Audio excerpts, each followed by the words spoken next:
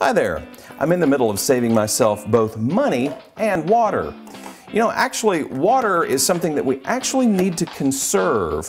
One of the ways that you can save both money and water is on the water side. Rather than going to get a drink out of the faucet and running it for quite a while to let it cool down, is by filling up water containers such as this, storing them in the refrigerator, letting them cool down so that when you're ready for a nice cool drink of water, you've got it available right there.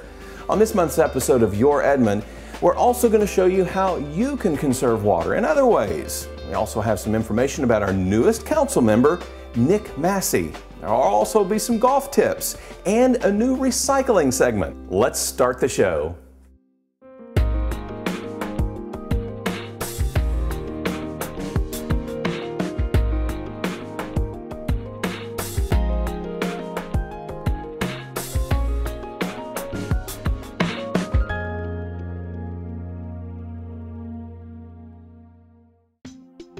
Hi there, I'm Eric Smith, and on this month's episode of Your Edmond, we're going to be talking about how you can be good stewards by conserving water. One of those ways is whenever you use your dishwasher, always make sure that it's full. We'll also have some other conservation tips and ways to recycle. In addition to that, we've got a new council member, so first things first, let me introduce you to Nick Massey.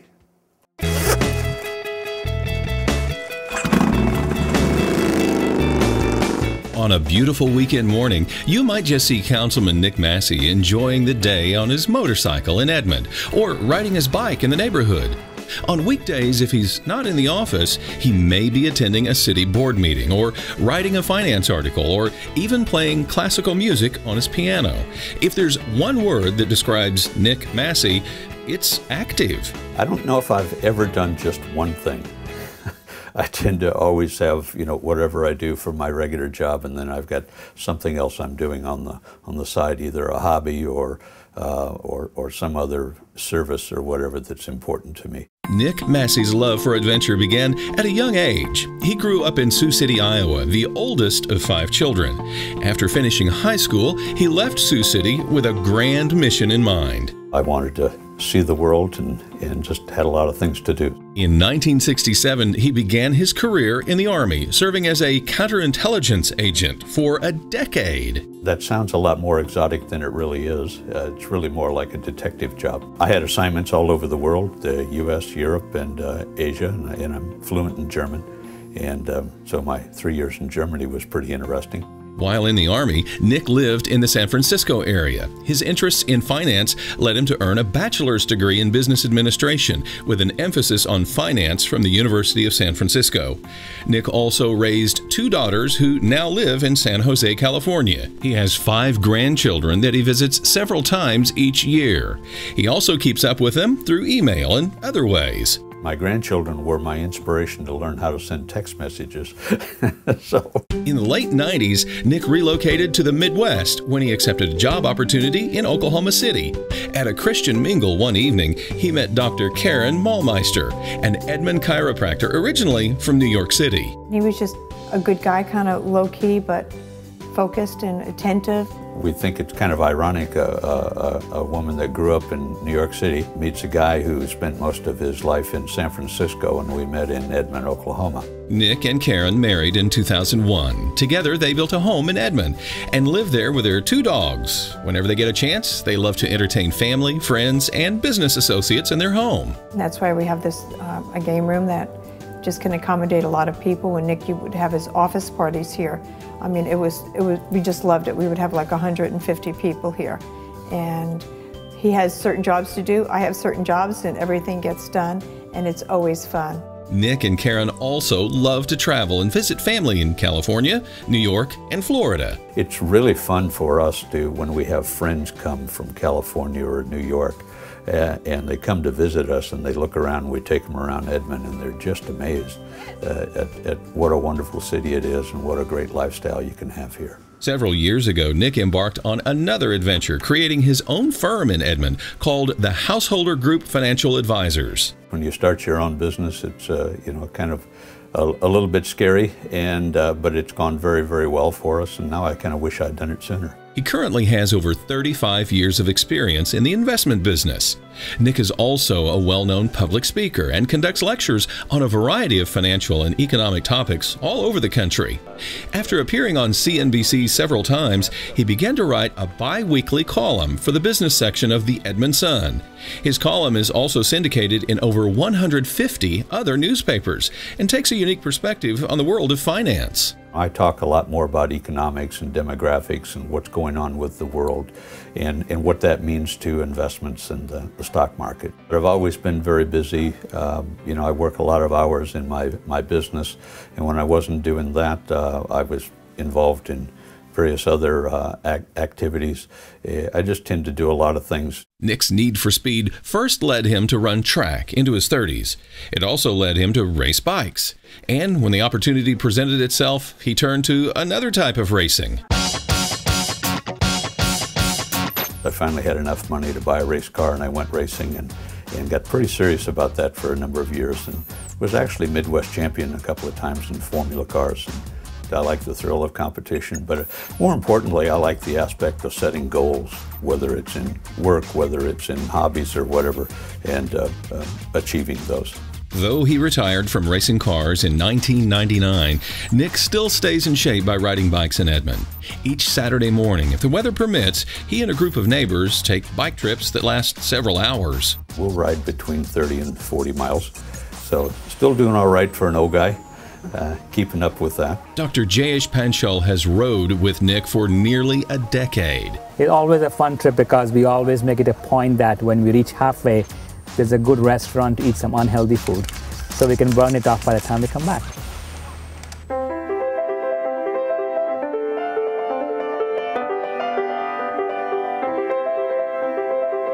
And when relaxing in his home, Mr. Massey enjoys playing piano. Though Nick had traveled the world and taken part in many exciting endeavors, there was still another calling he wanted to explore. I've always been interested in the political process and public service, but for a good portion of my career I traveled 3-4 days a week, so I could never do anything like that. So one of the side benefits of starting my own business was that I finally was in town enough that I could get involved in my local community. Nick has served on several of Edmond's boards and commissions. He was the vice chairman of the Edmond Economic Development Authority and the co-chairman of the Edmond Chamber of Commerce Government Relations Council. He also served on the Edmond Capital Projects and Financing Task Force and the Edmond Arts and Humanities Council. I've found it very satisfying. I've met a lot of great people. I enjoy knowing what's going on in our community, and so, you know, until you're involved in something like that, you really don't know all the stuff that goes on behind the scenes in a great city like Edmond. In February of 2012, when David Miller resigned his position as a Ward 4 council member, Nick Massey saw another opportunity to serve his community even more. In accordance with Edmond's city ordinance, the council accepted applications from qualified residents to fill the vacant seat. I applied for that and was very fortunate and honored that the mayor and other 3 council members decided that I would be a good fit for that. It's been great. I enjoy it. The biggest challenge, of course, is just there's a lot of new things to learn and understand who does what and how we do things, but I'm picking up on that pretty quickly. He will look at both sides of a situation. If he has material, he'll read through the information, and he'll look at it, look at the rules and the laws for Edmond, and then make a decision based on what is going to be best for Edmond. He's great integrity, very ethical, remains cool when things are heated around him, and that's very important for a business, for a leader for the city, to remain cool when things don't go the right way. He listens very carefully, which is difficult to find people who listen. And he's overall a great person, a great friend, and I've known him many, many times to put the business or the city or service before self. And I think that is a very critical thing for a public official. I just appreciate the council and the citizens of Edmond giving me this opportunity. I've been very fortunate in my life, and so I view this stage of my life as my chance to give back to a community that's very important to me. I didn't grow up here, but I feel like I adopted Edmond as my home, and I'm hoping that Edmond has adopted me. There are so many little things that we can do to conserve water in the summer months. Now, we all enjoy a beautiful lawn, but did you know that if you over-fertilize your lawn, it increases the grass's need for water? So don't over-fertilize. Also check all of your hoses, connectors, and spigots regularly for leaks. If you plan to wash your car, do so at a commercial car wash that recycles the water. If you do wash at home, park on the grass to do that. Coming up in the show, I'll have some other water conservation tips for you, as well as a new Edmond Recycle segment and a golf tip. Now, before we go to break, can you answer the Your Edmond trivia question? How many gallons of water are used to fill Pelican Bay Aquatic Center? We'll have the answer for you when we come back.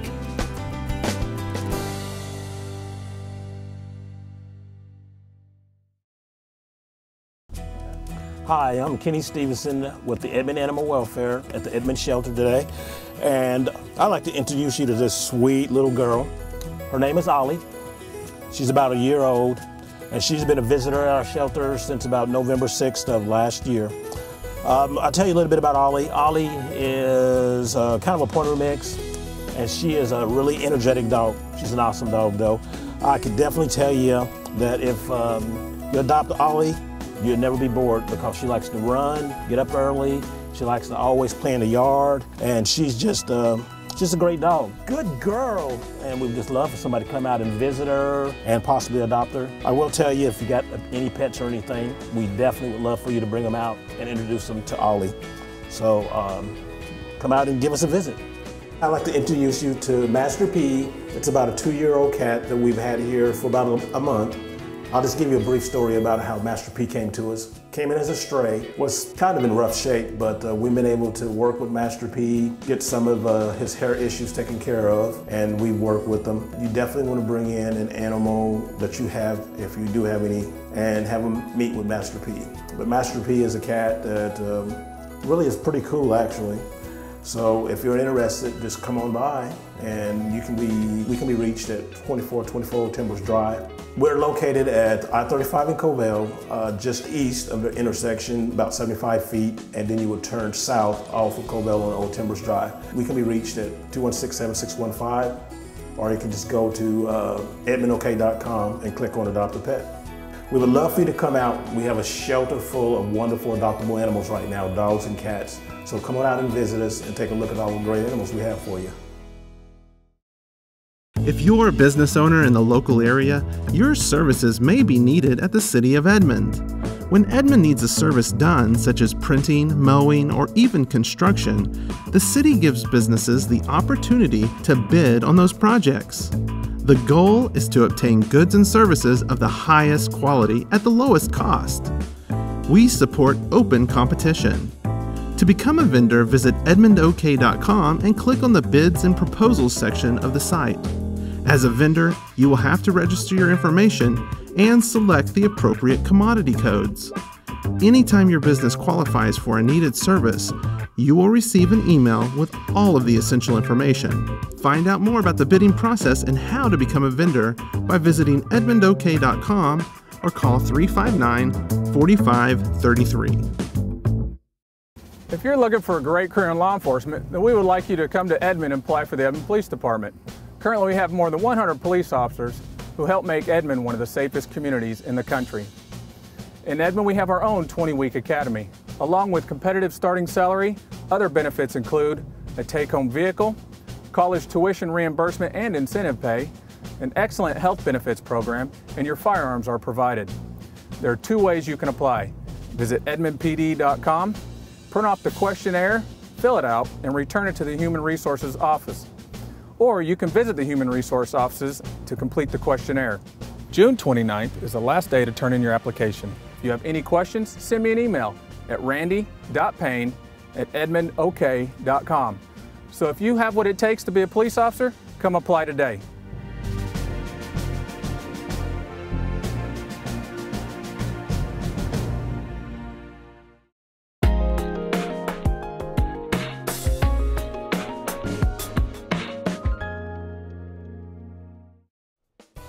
Each season, 70,000 visitors come and enjoy the cool, refreshing waters at Pelican Bay Aquatic Center. Just how many gallons of water does it take to fill up Pelican Bay? Oh, only 360,000 gallons. Pelican Bay is located at 1034 South Bryant. You can find out their business hours by visiting edmondok.com. Hi there, welcome back to the show. You know, the weatherman is forecasting that we're going to have some more rain coming up very soon, so one of the ways that you can conserve both money and water is by turning off your irrigation system, especially when you know it's going to rain. That's just one of the ways that you can conserve. Here are a few more. Did you know in the summer months, the amount of water used in Edmond each day more than doubles? Typically in the winter, the average water use is 8 million gallons a day. But in the summer, that amount can grow to more than 25 million gallons per day. Well, that's a lot of water. So why the big change? Are we drinking more water or taking more baths? Well, probably not enough to make that big a change. The reason? We just use a lot more water to irrigate our lawns. This can certainly become a problem when Edmond's water plant and wells cannot keep up with the high demand. In some cases, Edmond must purchase water from the city of Oklahoma City. This, of course, is not ideal. By working together as responsible citizens, we can reduce water usage, which is good for our city, and believe it or not, it's good for your grass too. You see, most residents have Bermuda grass growing in their yard. Now, Bermuda grass only needs 1 inch of water per week to stay healthy. In fact, overwatering Bermuda grass causes shallow roots, which lead to unhealthy grass and causes it to dry quicker. So watering your lawn twice a week is sufficient for healthy Bermuda grass. You can also turn off your automatic sprinkler system on rainy days, or better yet, purchase a moisture sensor for your system. This will give your irrigation system a break and let Mother Nature do the watering, saving you money and water in the process. Make sure you aren't wasting water by irrigating your sidewalk, street, or driveway with the water sprinklers. If you want to add new plants to your lawn, you might consider xeriscaping. This means that you landscape the yard using drought-tolerant plants that require less water. A good example of one is located on the north end of Bickham-Rutkin Park on the south side of 33rd Street.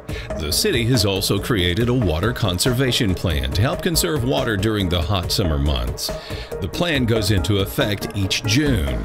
The plan is voluntary unless the city manager has determined that it be made mandatory. You can learn about the water conservation plan by visiting edmondok.com. Also on the website, there are other wonderful water conservation tips for outside and inside your home. Well, here we are at KickingBird Golf Club. The tip I have for you today addresses the most important part of the game, I feel, and the ball should find the hole.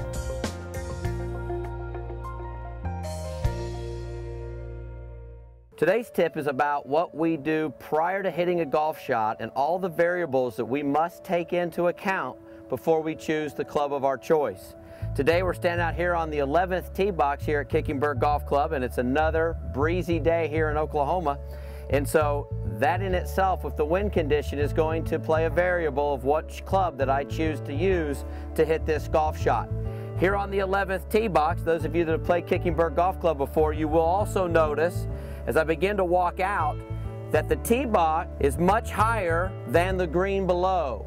So that's another variable that I am considering when I'm choosing my club. A downhill shot, usually, and this just takes some experience, is going to take off about 10 yards on this particular slope. So this downhill slope, I know that I'm going to subtract 10 yards. I also look for the difficulty on this hole and where I don't want to hit it. For sure, I'm not going to want to hit it in the front right bunker. And I notice that there is a boundary fence behind the green. So to be on the safe side, I'm going to want to choose a club that will not hit the ball out of bounds. Other variables. If this was my first hole this morning and it was rather cold out, I know that I'm not going to hit a traditional 7-iron the same distance that I would that if it was warm, no wind, and I had already hit some shots. So when you're starting out your round and it's your first shot of the day or your first couple shots, do not plan on the same type of yardages that you would normally hit in the middle of the day when it's nice and warm. So we're going to use this shot. We've got a yardage marker that tells me 160. I'm going to pace that off to 1, 2, 3 paces. So I know to this white flag, which is in the center of the green, that I've got 163. I'm going through my variables. I know that the wind is pretty much straight across me today from the east, and it's quite a bit. So I want to make sure that I play that the ball is going to move to the left.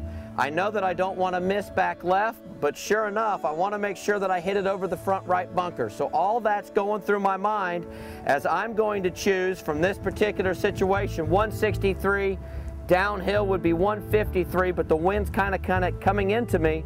So I'm going to play about a 163 yard shot, and hopefully this 7-iron is the correct club of choice. And then hopefully with a good shot, this ball will land on the green.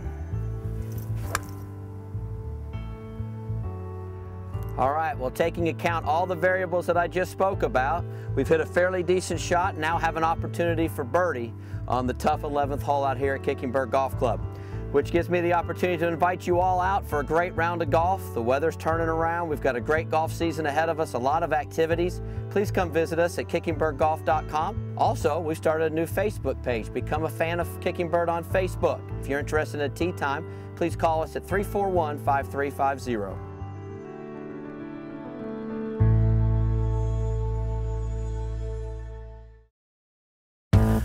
To recycle or not to recycle?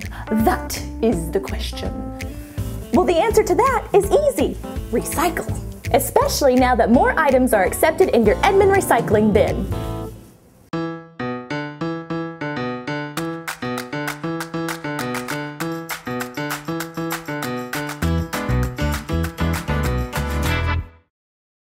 With Edmond's recycling program, there are now more items acceptable in your bins, like paper products. Are magazines acceptable?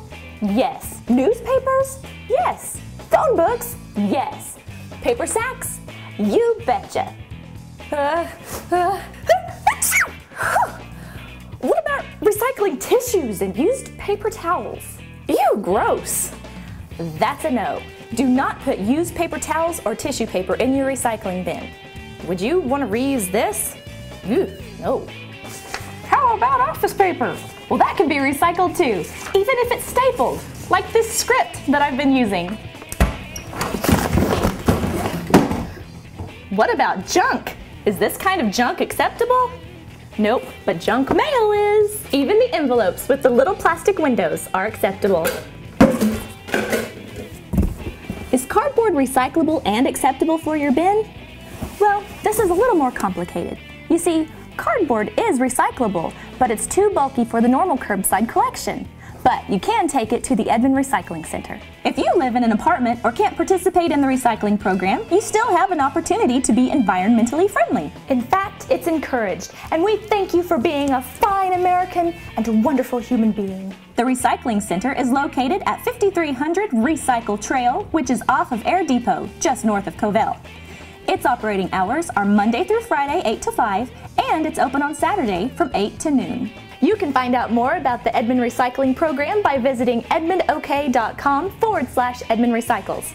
Edmond Recycles, it's what we do. Changing your view is what we want to do. Well, that's another show. I hope you are already finding ways that you can conserve water. If you'd like to learn more ways, the city's website has a lot of useful information. Just visit edmondok.com. I'm Eric Smith, and I'll see you next month for another episode of Your Edmond.